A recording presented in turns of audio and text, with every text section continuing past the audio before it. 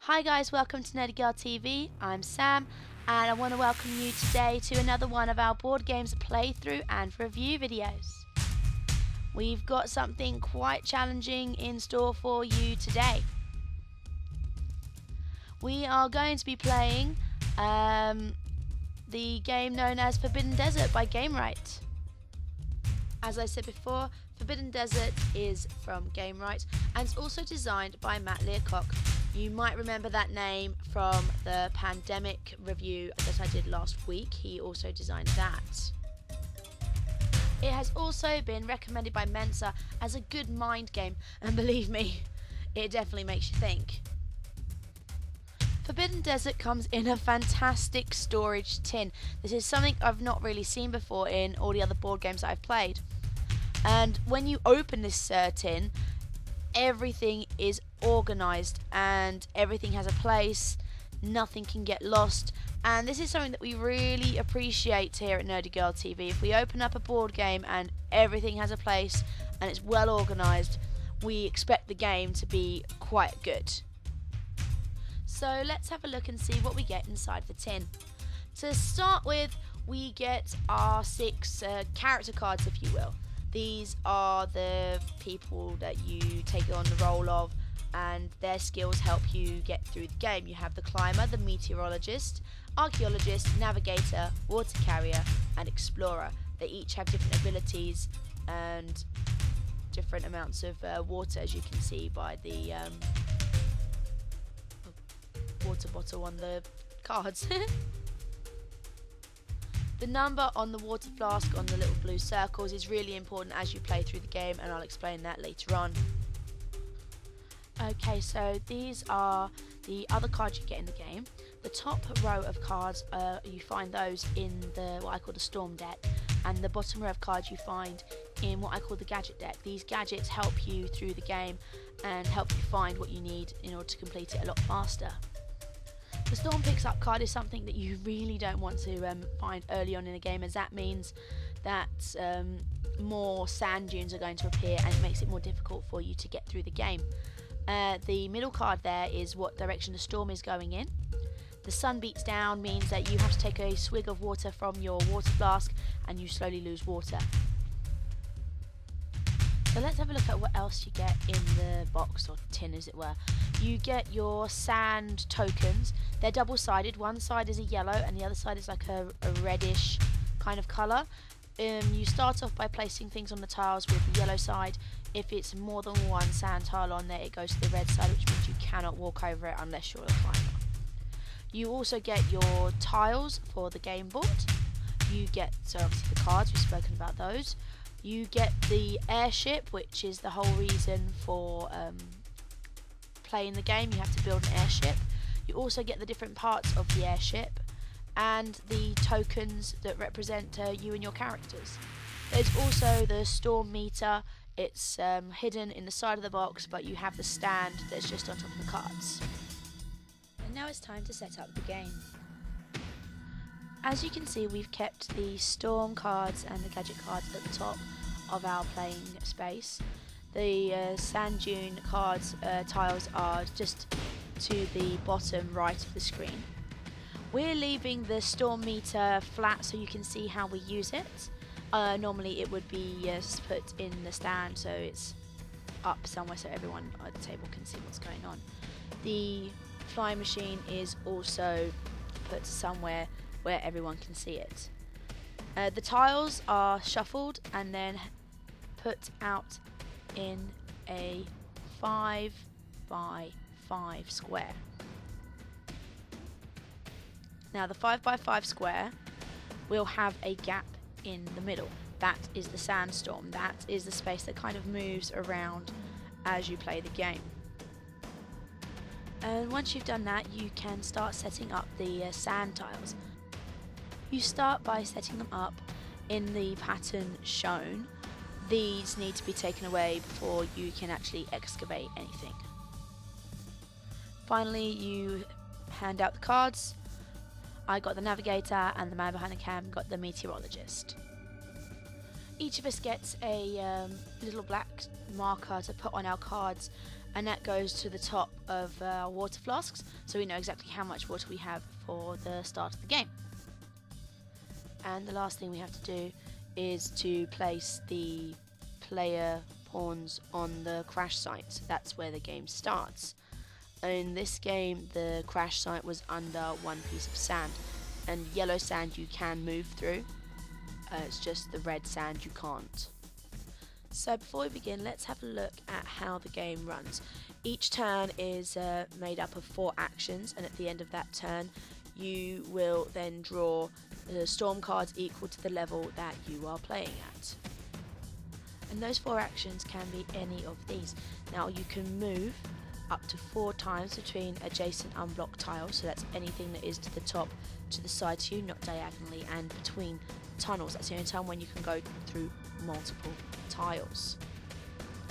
You can also clear sand or the sand markers from your tile and tiles that are either above you, or to the side of you. It's only one sand tile at a time, which is very time consuming, but if you need to excavate a tile, it's really vital that you do this. And another action you can do is excavate. I've mentioned this one before. It's basically you flip over the tile and you see what is there. It could be you get a gadget, or it will give you some more clues as to where to find the other parts of the airship. And the final action you can take as part of your turn is pick up a part. So that means picking up a part of the airship from the tile. Now the tile must be unblocked and it must be excavated. So it's all well and good knowing where the part is, but you need to have it excavated in order to be able to pick it up. And the last thing you can do, which doesn't cost an action, is you can give water and equipment to other members of your team, but you have to be on the same tile to do this. And now it is time to begin the game.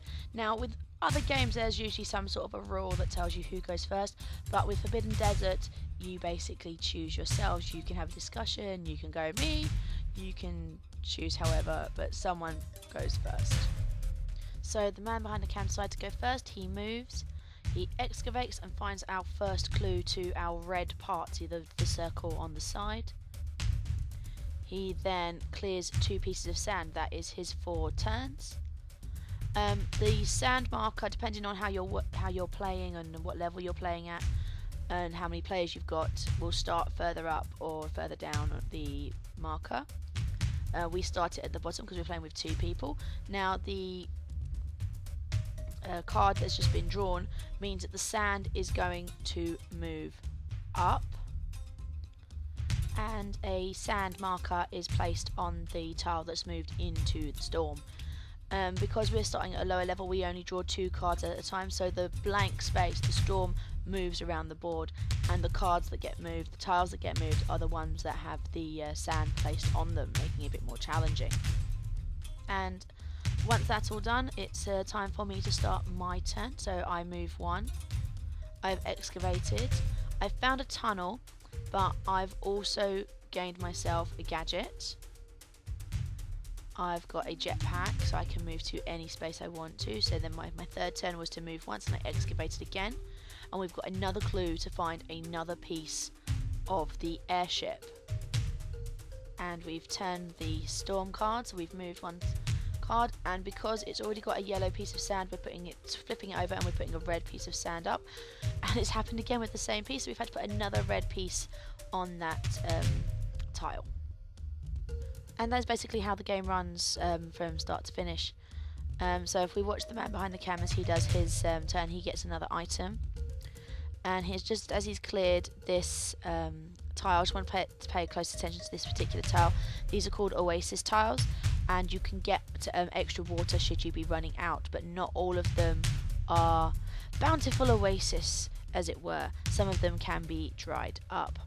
So we've just done our storm part of the turn, putting more sand down. Yay.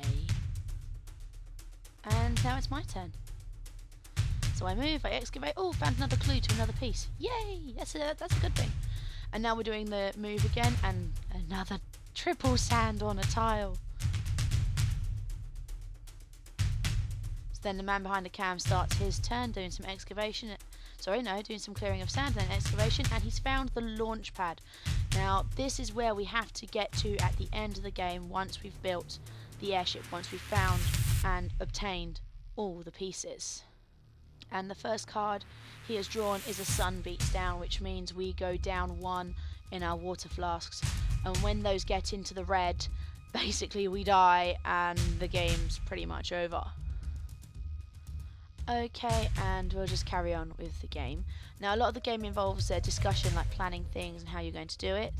I found another tunnel, and I found a dune blaster, which means I can get rid of sand completely from one tile, and like a time machine thing, which gives me 2 additional turns should I need them.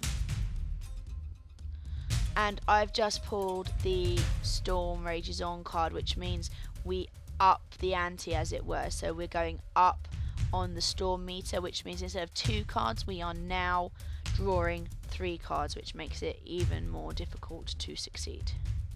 And a 3-card draw doesn't start until the next turn.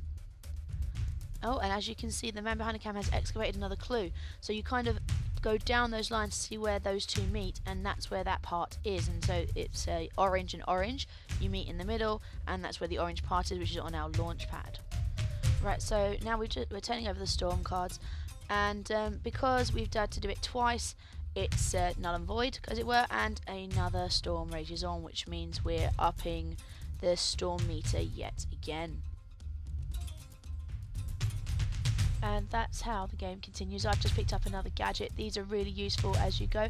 I've used our time travel type gadget, which meant I get 2 extra turns, so I've now found another clue, which has given us another piece to our airship.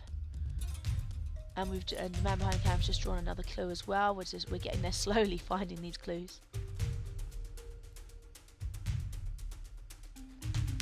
It is definitely one that makes you think. You need to make the best moves and think about each thing you do. We've had another sun beats down, so we've just lost another water. If you're in a tunnel or you have a terrascope, then you can save your water and it doesn't affect you. Oh, another sun beats down and a storm rages on. And there was our cat. And he's still there. Yeah. And I've used another one of my gadgets. And another one. We've shared water. Oh, and we found another piece. There is sand on that tile, so we have to clear the sand. Oh, and the cat wants to get involved. We have to clear the sand before we can actually take the piece, so that's what we've done.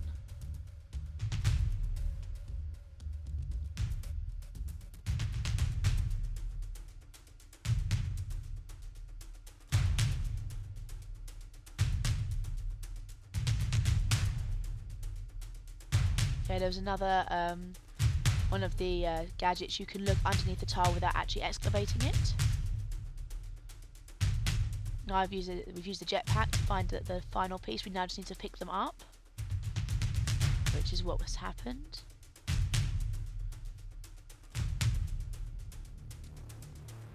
It's definitely a fun game, but sometimes, as much as I do like games that make me think, this one, it can get a bit tiring.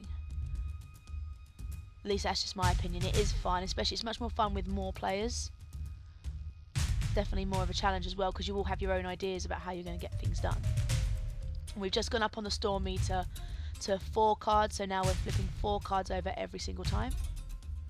If the storm pile was to run out, we'd just take the cards, we'd shuffle them in, and we'd start the storm pile again.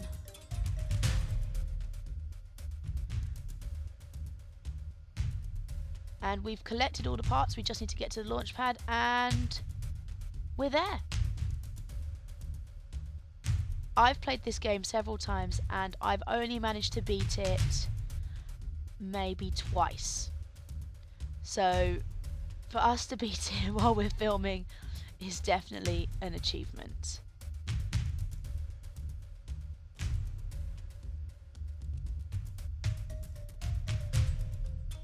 Okay, so that was Forbidden Desert.